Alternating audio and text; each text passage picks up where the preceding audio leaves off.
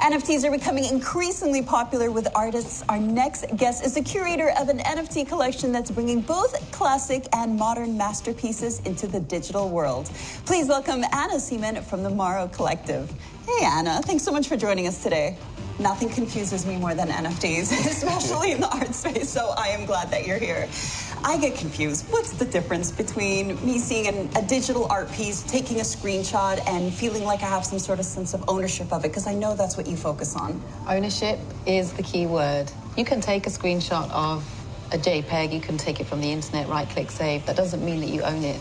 Essentially, NFT technology uses blockchain to give each digital file a code, a unique code, which therefore makes it unique.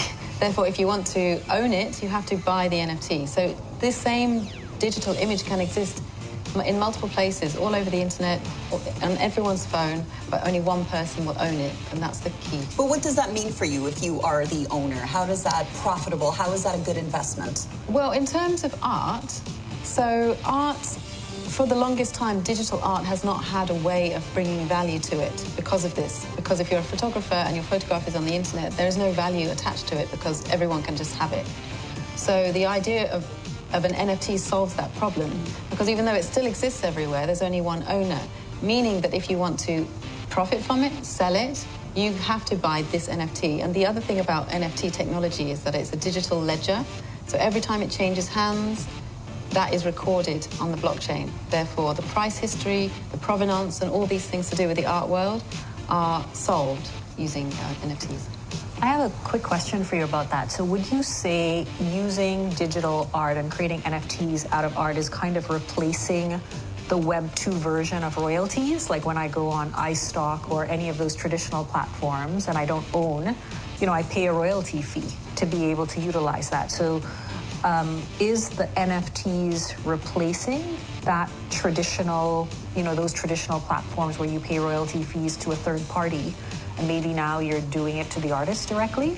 Well, yes and no. In the art world, until now, there has been no way to gain royalties as the creator of an artwork.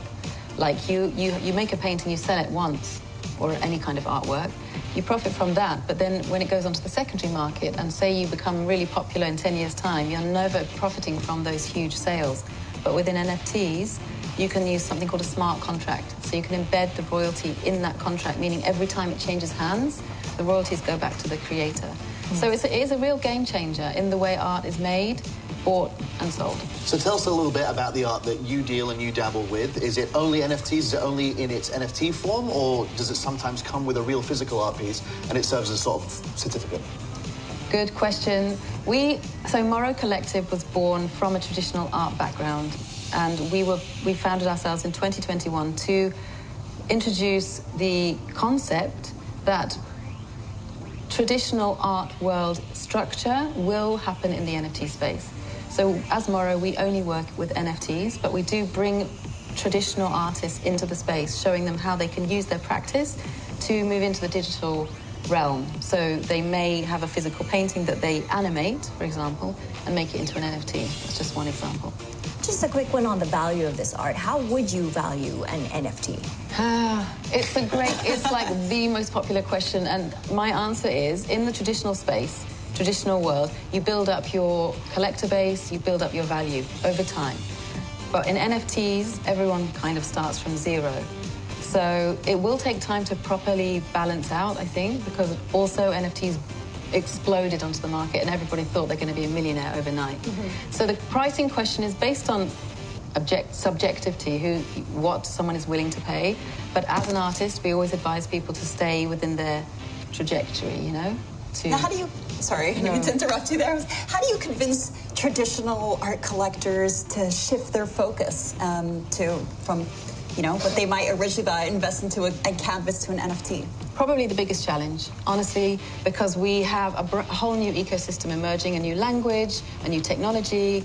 The people who buy art traditionally maybe have no idea what this is. Why would I buy it? Why would I buy something intangible? Why would I buy a JPEG? How do I sell it? What value does it have? All these questions that we've talked about.